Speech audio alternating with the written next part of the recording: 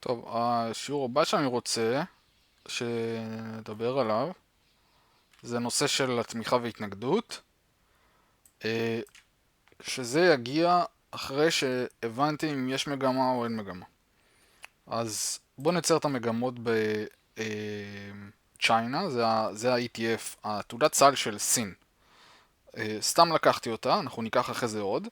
בואו נסתכל על מה היא עשתה במהלך השנים, אם היה פה איזה משהו שאנחנו יכולים להסתמך עליו. אז המגמה שהייתה, זו המגמה הזאת, אוקיי?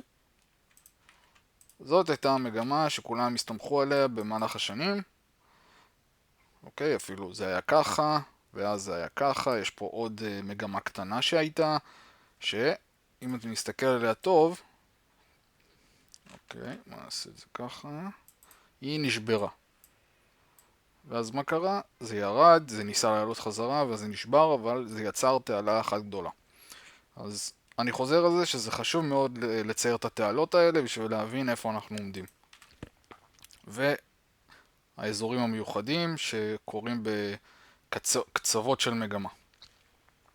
אוקיי, אז עכשיו אנחנו באזור, יכול להיות שהוא אזור מעניין, יכול להיות שלא, אנחנו נדבר על זה. בואו נצייר את הקו הזה, שאולי יעניין אותנו. זה הקו הראשון שהם יצרו. סין, רואים שזה תיקון סופר עמוק. זה ממש ממש חד, זה בא עם הרבה בעיות פונדמנטליות בשוק הנדל"ן בסין, אבל זה לא משנה לנו כל כך. אנחנו רוצים להסתכל איפה אנחנו נמצאים במהלך החיים שלה. אז היא עשתה את העלייה הגדולה, היא לקחה הפסקה, ואנחנו יודעים שבסופו של דבר היא תעלה כנראה. אז איפה אנחנו עומדים מבחינה הזאת? אז יש לנו תעלות, ויש לנו גם מה שנקרא תמיכה והתנגדות. תמיכה והתנגדות זה קווים בדרך כלל אופקיים, כאלה, שזה אזורים שבהם המחיר נגע ועלה מהם. כמו בזמן עלייה של תעלה, זה קורה גם לפעמים בצורות האלה, שזה יותר תקף למניות גדולות ולתעודות סל. כי אנחנו לא קונים את התעודת סל בדרך כלל, לפעמים אנחנו קונים את המניה שנמצאת בתחום שלה או בעולם שלה, סליחה, במדינה שלה. אז למשל בבא. אז אנחנו רואים שבבא, גם היא מתנהגת כמו סין. וכמו שאתם רואים, ציירתי פה, הנה אני אהפוך את זה לצהוב, שנראה.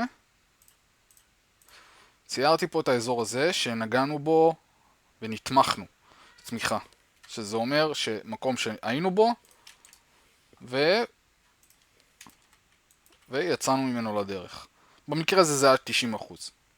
במקרה הקודם, עכשיו יכול להיות שאנחנו בעוד פעם באזור הזה, לא בטוח, אבל אם אנחנו נשווה את זה למניה שראינו מקודם, לגרף שראינו מקודם, אז יכול להיות מאוד שעכשיו התעלה הקטנה הזאת תישבר, כמו שהיא מתחילה לראות עכשיו, וכמו שאתם רואים, גם, אם נעשה פה קו אופקי בסוף התעלה, אז נגענו פה, ניסינו לעבור מתחת לזה ולא הצלחנו, ואז נגענו פה, ועכשיו אנחנו מחוץ לתעלה. הנה, אפילו אם נמקד את זה, אז כבר אנחנו מחוץ לתעלה ושברנו את השיא הקודם. אז זה אומר שאנחנו יכולים להתחיל לצייר את התעלה הבאה. האם זה יישאר ככה? לא בטוח. יכול להיות שזה יישבר וירד חזרה בצורה הזאתי.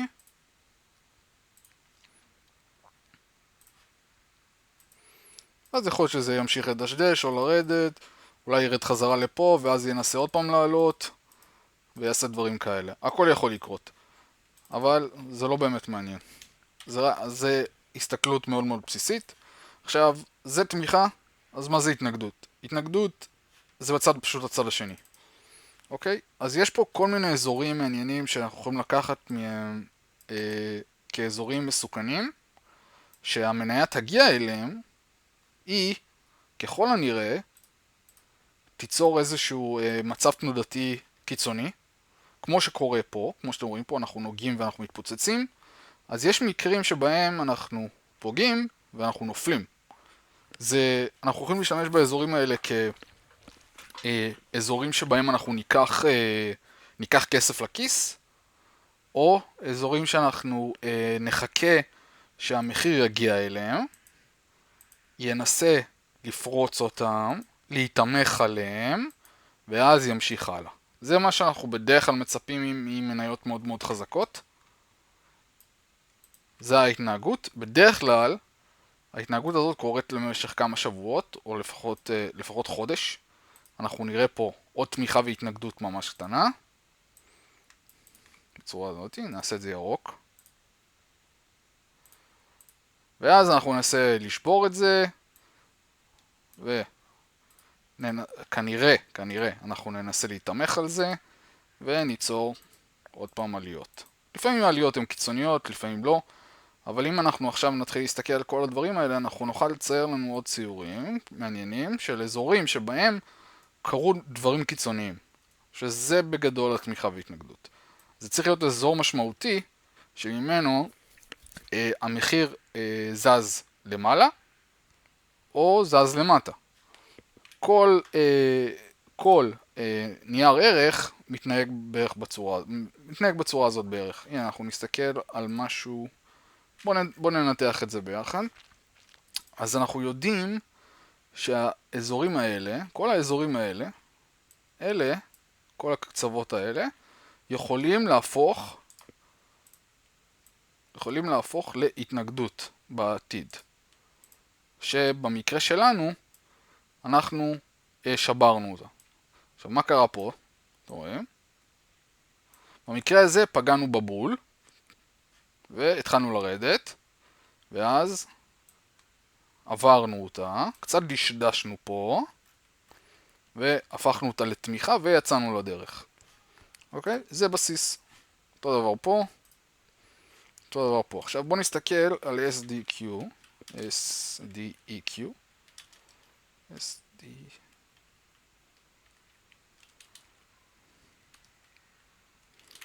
בואו ניקח את BA. יש שם דוגמה טובה לשני המקרים. אז BA זה בוינג. אם אתם יכולים לראות מה קרה פה, מה קרה פה ומה קרה פה.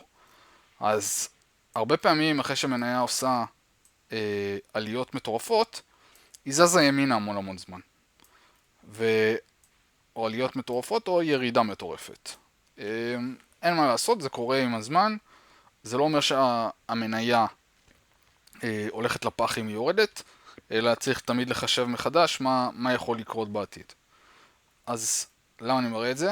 כי בין לבין הדשדושים האלה של התמיכה והתנגדות, אנחנו יצאנו לדרך, עשינו תעלה, הלכנו הצידה, עשינו עוד תעלה, הלכנו הצידה, ועכשיו אנחנו חושבים שאולי בוינג, במקרה הזה, הגיע לנקודת תמיכה במקום עולה.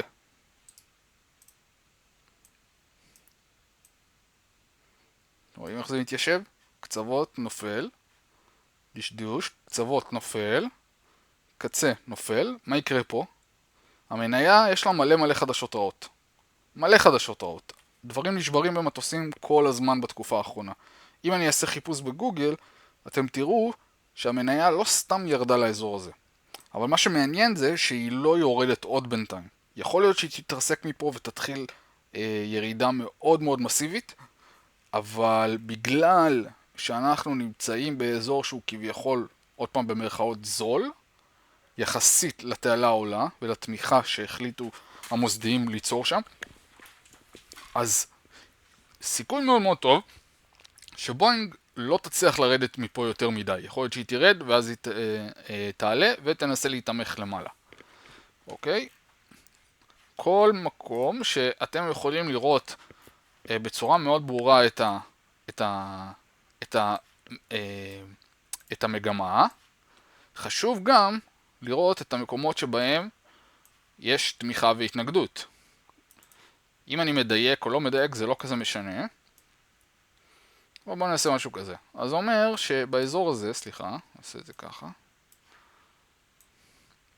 זה אזורים יותר מעניינים, כי היו פה דברים קיצוניים יותר.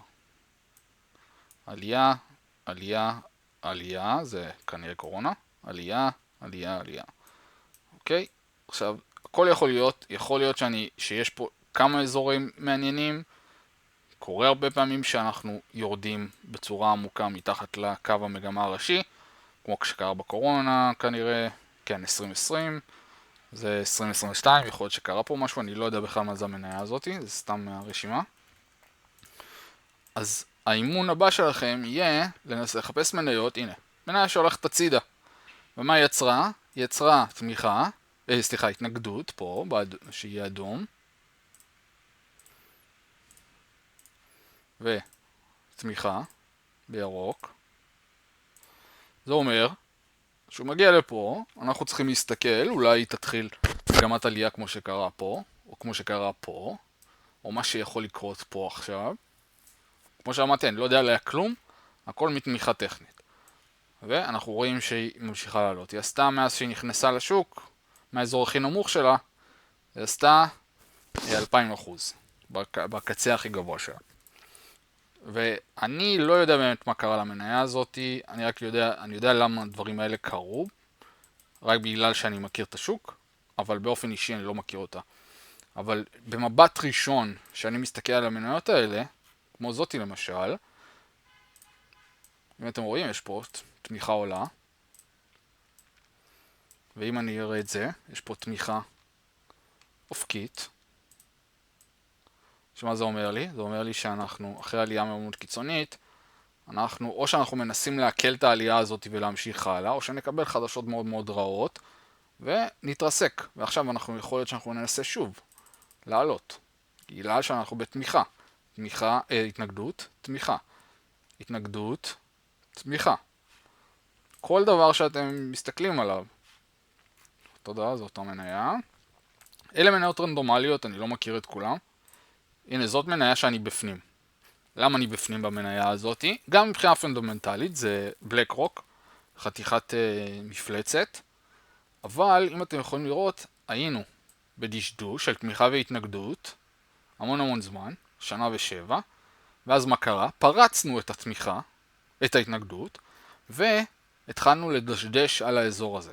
זה האזור הכי קיצוני של המניה כמעט.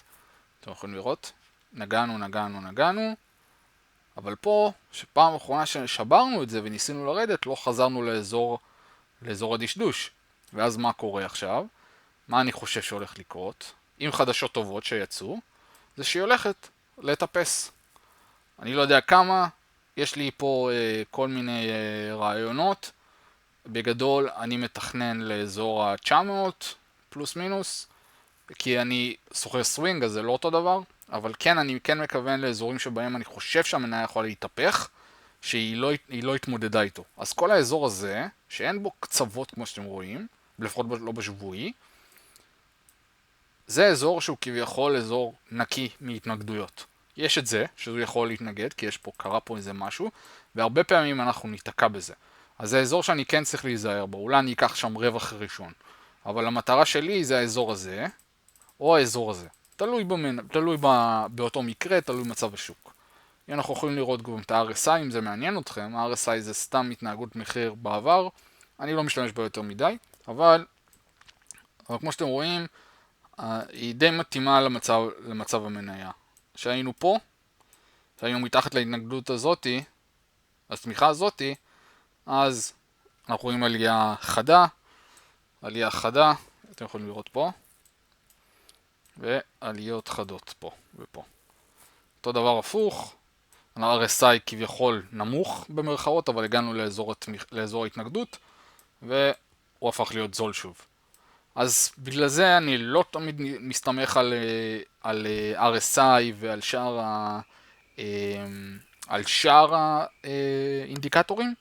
אני כן אוהב להשתמש לפעמים במידע שנותנים לנו הממוצעים נעים, ואני אוהב לראות את ההתנהגות שלהם בזמן התמיכה והתנגדות.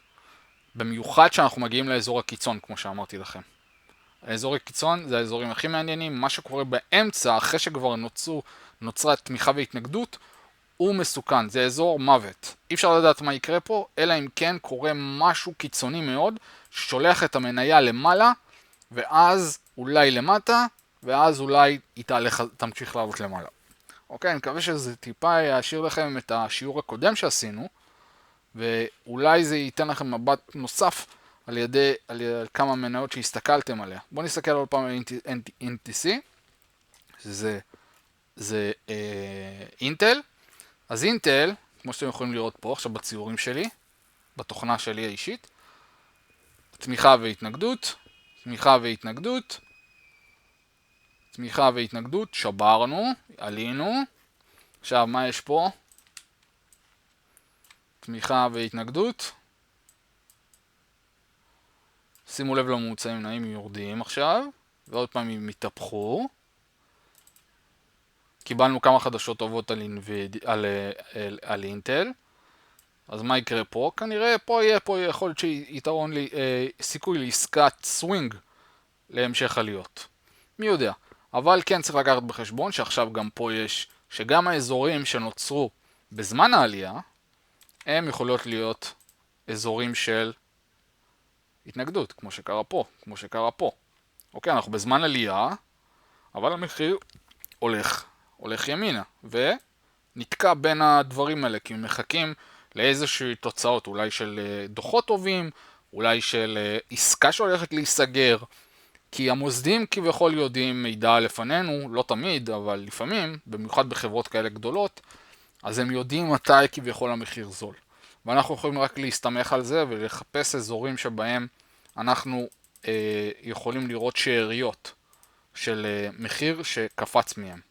אנחנו יכולים להסתכל על עוד נתונים, אבל זה מאוד מאוד מאוד מאוד בסיסי, כל האזורי תמיכה והתנגדות. עכשיו, אם אתם מושכים את זה קצת יותר, אז יכול להיות שהיא תרד, היא תישבר, המגמה תישבר, והיא תנחת על האזור הזה. ואז היא תנסה להיכנס חזרה ולעלות למעלה. אוקיי, זה בסיס של תמיכה והתנגדות, גם בתוך תעלות וגם בצורה אופקית.